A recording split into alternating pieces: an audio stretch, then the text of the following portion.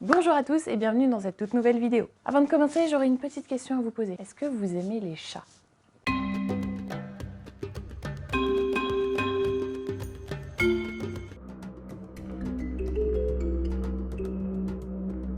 C'est donc à 5500 mètres d'altitude dans les steppes froides et arides d'Asie centrale que je vous emmène faire la connaissance d'un chat pas comme les autres. Le chat de Pallas tient en fait son nom du naturaliste allemand Peter Simon Pallas qui fut en fait le premier à le décrire en 1776. Quant au nom de Manul, lui provient tout simplement des racines de la langue mongole qui le désigne directement, tout simplement. Son nom scientifique actuel, Autocolobus, vient en fait de la langue grecque qui peut être traduit par oreille laide. Le terme, je vous l'accorde, n'est pas tout à fait approprié pour cette petite boule de poils, même si je vous avoue que sur certaines photos, il a plutôt l'air d'être une peluche qui fait la gueule.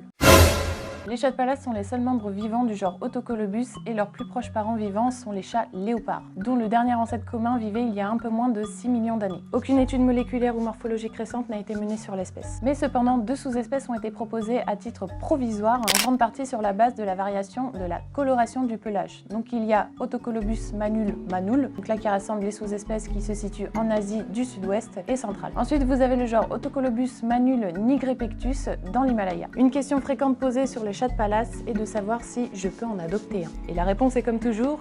non! Je vous l'accorde, il a beau ressembler à un chat domestique tout mignon et affectueux, mais il est tout le contraire. Il a un caractère plutôt méfiant et agressif pour l'homme, sauvage quoi. Dans la nature, il privilégie les zones les plus éloignées de toute activité humaine, où il peut faire jusqu'à moins 50 degrés. Autant vous dire que ça caille. Au niveau de sa répartition, notre petit Manul a donc élu domicile dans des zones très froides et très reculées. Le pays où il est le plus probable d'en observer et où les populations sont qualifiées de abondantes vont être en Mongolie et sur le plateau tibétain. On le retrouve également, mais plus rarement, près de la mer Caspienne, au sud du Turkménistan, au Kazakhstan, au Kyrgyzstan, en Iran... Oh, c'est bon, on a capté où j'étais, tu vas pas nous citer tous les pays de la carte. Ok, pardon. Il s'agit du chat le plus expressif au monde. Les traits distinctifs de ce petit félin sont sa tête large et aplatie et ses petites oreilles rondes placées bas sur sa tête, ce qui a une signification beaucoup plus intéressante que le terme d'oreille laide. Donc, leurs soi-disant oreilles laides servent en fait à se cacher, coucou, contrairement à la plupart des autres chats qui ont de grandes oreilles pointues. Alors je vous l'accorde, les oreilles courtes et rondes de notre petit chat de Pallas sont en fait pratiques lorsque vous passez la plupart de votre journée à vous cacher des prédateurs et des proies, car des oreilles pointues, on est d'accord, ne seraient que trop visibles. Il est également le seul à posséder une fourrure aussi longue et épaisse, et en même temps c'est normal puisqu'il faut être super bien équipé pour vivre dans des régions aussi froides. D'ailleurs, elle le fait paraître plus gros qu'il n'est réellement. Ses poils peuvent atteindre une longueur de 7 cm. Les poils qui arborent au niveau du ventre, de la queue et de l'intérieur des pattes ont une longueur quasi doublée par rapport aux poils de son flanc ou de son dos. L'épaisse fourrure sous son ventre lui permet en fait de se protéger des températures extrêmes de l'hiver quand il est en position de chasse ventre à terre. Son pelage va également changer de couleur et d'épaisseur en fonction des saisons. En hiver, il va être plutôt tout fluffy avec une fourrure dans les tons gris, et en été, il devient plutôt brun orangé et va perdre toute son épaisseur.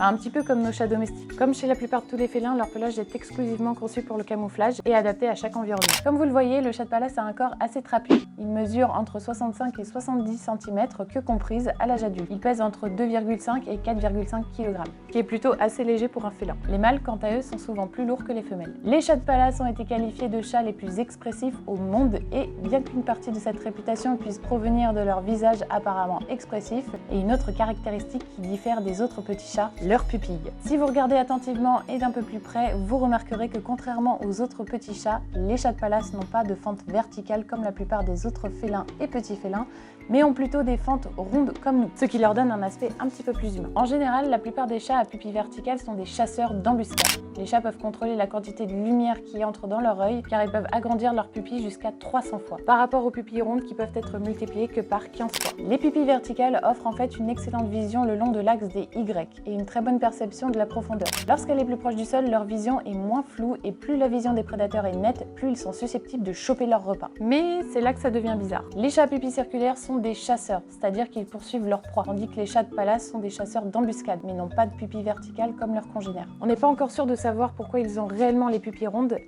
mais il y a une théorie dominante. Puisque le territoire des chats de Pallas est beaucoup plus varié que celui des autres petits chats, il va du désert aux plaines et aux montagnes, ils ont sans doute besoin de la meilleure vision globale que leur procure leurs pupilles rondes pour trouver des proies à différentes altitudes et pour garder un œil sur leurs prédateurs comme les aigus. Lorsqu'ils chassent, ils se nourrissent principalement de rongeurs comme les gerbilles et les pikas, avec parfois de petits oiseaux ou de jeunes marmottes jetés dans le mélange. Mais leur proie de prédilection reste les pikas. Désolé Pikachu. Il faut savoir que les chats de palace ne sont pas de fantastiques coureurs. Peut-être à cause du terrain difficile dans lequel ils vivent. Par contre, ils sont bien meilleurs pour bondir sur leur proie lorsqu'ils sortent de leur tanière. Il faut savoir que le chat de palace est un animal très patient qui préférera se cacher et attendre sa proie plutôt que de courir après. C'est un félin qui reste malgré tout très agile et qui n'hésite pas à escalader les falaises et les rochers. Il préférera également se déplacer dans les vallées plutôt que dans la neige. D'ailleurs, malgré son environnement, il n'est pas du tout adapté pour chasser et se déplacer aisément sur les surfaces neigeuses. Les chats de palace ont une saison de reproduction annuelle. Ce sont des animaux polygames. La saison de reproduction se situe généralement entre décembre et début mars, avec une période de gestation d'une durée moyenne de 75 jours. La taille des portées se situe généralement entre 2 à 6 chatons, bien que certaines portées aient été enregistrées jusqu'à 8. Les chatons vont ensuite naître entre avril et mai, puis vont rester dans leur tanière pendant les 2 premiers mois. Après la naissance des chatons, le père n'aura plus rien à voir avec leur éducation. Après 2 mois, les chatons vont enfin commencer à sortir le bout de leur nez de la tanière et vont commencer à apprendre à chasser avec leur mère, mais pas que. Ils vont également apprendre le comportement de chasse de par les jeux de course-poursuite et cache-cache jusqu'à ce qu'ils atteignent l'âge de 4-5 mois. À ce stade, ils vont atteindre leur taille et leur poids d'adulte et sont prêts à s'aventurer seuls. Vers l'âge d'1 an, ils deviennent sexuellement matures et peuvent trouver leur propre compagnon. Venons-en à une partie qui n'est pas très marrante, mais qui est essentielle également pour la préservation de cette espèce. Il est en effet la proie de beaucoup de prédateurs terrestres et aériens. Sans oublier l'homme, bien sûr, qui est autant un danger pour ce petit félin. Le chat de palace figure sur la liste de l'UICN avec le statut de préoccupation mineure. Cette espèce est principalement victime de braconnage. Il faut savoir que l'élevage en captivité du chat de palace est très compliqué, avec une mortalité de chatons de plus de 40%, ce qui est énorme. Dans son habitat naturel, il y a un très faible risque d'exposition aux maladies. C'est pourquoi son système immunitaire est très peu développé. En captivité, les risques d'exposition sont très élevés et ces animaux ne sont pas du tout adaptés à ces risques et à ces températures. Et bien voilà, c'est la fin de cette vidéo. Si vous avez aimé, n'hésitez pas à mettre le petit pouce bleu, à vous abonner à la chaîne et à actionner la petite cloche pour ne rien rater. Et je vous dis à très vite pour une prochaine vidéo.